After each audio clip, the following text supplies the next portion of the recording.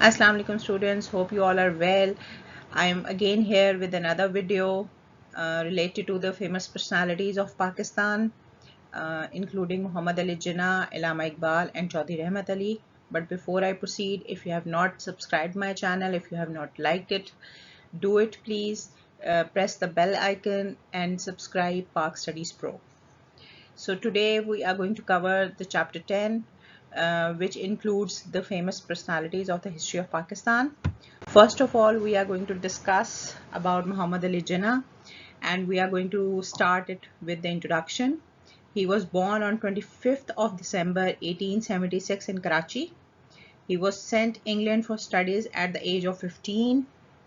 He attended debates at the House of Commons, which increased his interest in politics. He returned to Pakistan in 1897 in Karachi, and his first move in politics was in 1909. He joined both the parties, Congress and Muslim League, but in 1921 he left the Congress. He was a strong supporter of Hindu-Muslim unity in the early years of his political career. And in 1929 he issued his 14 points, which were an important step towards Pakistan. But by 1939 he was considered as an undisputed leader of Muslims. But at first he was not convinced with the idea of separate nation for Muslims, because he wanted Congress and Muslim League should work together. But after Congress rule of 1937 to 39, he became a strong supporter of separate homeland for Muslims. And he died on 11th of September 1948. So if you get a question in the CIs related to introduction of Muhammad Ali Jinnah, you are going to write these following points. So now if we talk about the achievements of Quaid-e-Azam, so first of all, we see that he was a strong leader because he was the first Governor General of Pakistan, and he took the role of Chief Executive in the new government, and he established Pakistan on firm footings so that this nation can last long. Then we can see that his work, his achievements towards building a nation. He created the sense of nationhood, which means nationalism. He inculcated the importance of working together as a nation. He made Urdu the only national language.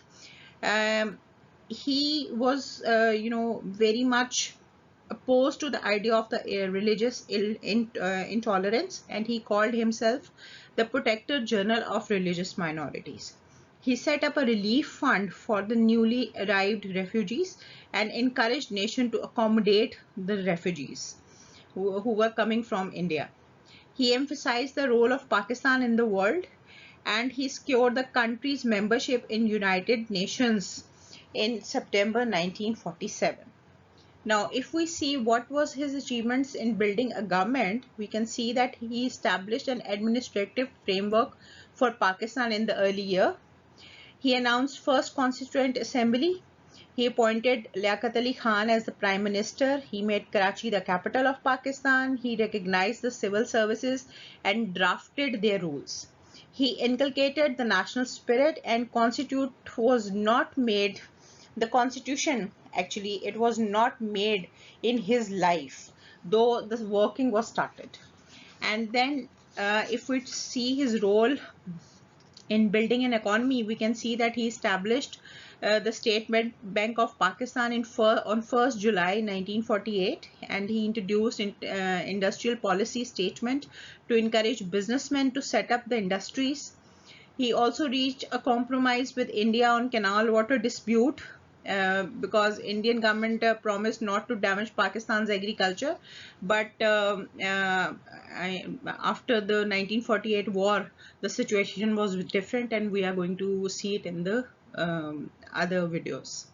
He persuaded the Indian government to hand over the agreed share of the financial assets to Pakistan as well. Now, if we talk about the establishing national security, how did he do that at that time? He was very determined that army should know its role as the servant of the people and warned them that they are not supposed to make laws. He did not want to see military dictatorship in Pakistan, and initially he hired British officers in Pakistan, and encouraged the ill-equipped army to stood up and fight in Kashmir, and he mobilized army in the first Indo-Pak War in 1948. He continued to work on the Kashmir issue till his death, and he set up the headquarters of the armed forces as well. He also set up the first ordnance factory at Wakent, and he laid the basis of Pakistan's foreign policy in that short time. He also wished Pak-India relations like those of USA and Canada. So if we talk about the conclusion of his all achievements, so we can see that he worked hard to establish the new country, and he was very wise and far-sighted decision maker for the government, and he had the sense of nationhood which he inculcated in the common people. Now there is one important personality who was Fatima Jinnah, who was the sister, who was the actually younger sister of Muhammad Ali Jinnah, and sometimes a 4-mark question can come on her personality as well. So let's discuss about her as well. Initially, she was a dentist, but she abandoned her career to support Muhammad Ali Jinnah, especially after his wife's death. So he also ran for the president elections in 1965, and at 71 against General Ayub Khan, but she lost. And she also earned the titles like Khatune Pakistan, First Lady of Pakistan, and Madre Millat due to her popularity. So after that, the next personality is Allama Iqbal. Let's look at his introduction. He was born in 1877 in Sialkot. We all know him. He is our national poet. Why he is our national poet, we are going to discuss. His education was early education was in Sialkot. Then he went to Lahore for some education, and then he went to Germany, Cambridge, and England as well. And in 1922, he was knighted by the British. And in 1926, he became the member of the Punjab Assembly. Now, in 1930, presidential address of Muslim League at Allahabad was, headed by him, and it is called the famous Allahabad Address. And in 1931 and 32, he attended the second and third roundtable conferences. He was a great philosopher. He is also known as the national poet of Pakistan. He was a great political leader, and he died in 1938. So if we talk about the importance of his work, we can see that he delivered the historic address in 1930 at Allahabad, and his Allahabad address sparked serious consideration about separate homeland for the Muslims, or separate land for the Muslims within or outside the British domain.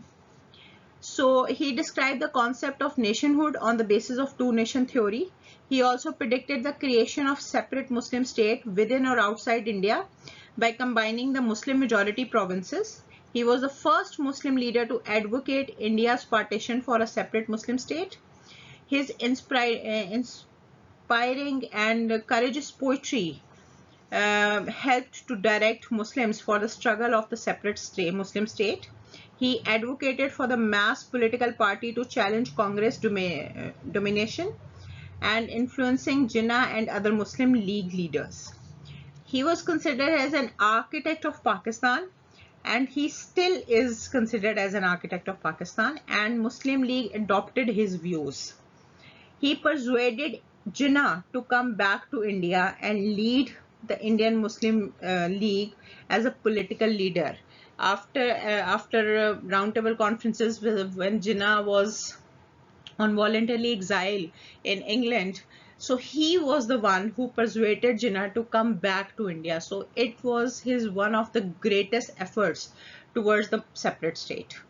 So he opposed British control on India, and he believed the conquest went against Islam, strengthening the call for a separate homeland. Also, his poetry inspired Muslim nationhood and urged progress along an Islamic path. He was not, capitalist in nature, and his vision of the future embraced by many Muslims, many young Muslim blood was also get inspired by Allama Iqbal. Now, the last important personality is Chaudhry Rehmat Ali. And if we talk about his introduction, he was born in Punjab in 1877. His early education was from Islamia College, Lahore, and he practiced law from 1918 onwards. He had a master degree in law from Cambridge University, and he developed an idea of a separate Muslim state in northwestern Indian province in 1930s. He also attended the roundtable conferences from 1930 to 32. He also convinced Muslim leaders to accept his ideas. Jinnah and other leaders did not agree and considered it as a premature scheme. In his pamphlet Now or Never, the word Pakistan was introduced in 1933, and same year he led the Pakistan National Movement. He wrote many famous articles like Pakistan, the Fatherland of Pak Nation.